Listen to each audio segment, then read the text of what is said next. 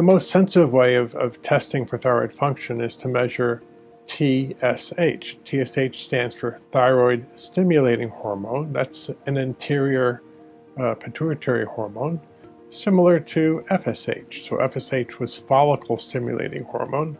TSH is thyroid stimulating hormone. And if your thyroid is not producing sufficient thyroid hormone to make your metabolism normal, your pituitary will increase the TSH to try to drive it further.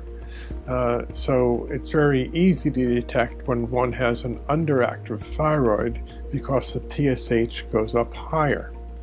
It turns out that if you look at the normal values for TSH on an average laboratory test, they may say the upper limit's 4 or 6 or even 8 sometimes.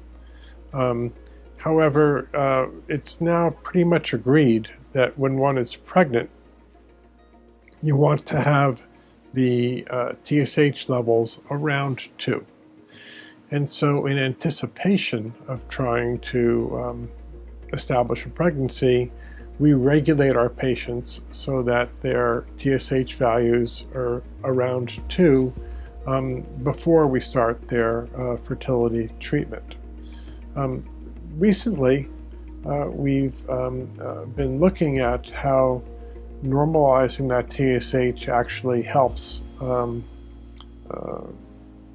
in terms of responding to our fertility treatments, and we even have some evidence that abnormalities of TSH can be related to poor ovarian function, and that correcting it helps the ovarian function to improve. So we think that's an important part of getting everything organized and ready in order for one to have the best response you can to your treatment. There are 2 other types of measurements related to the thyroid.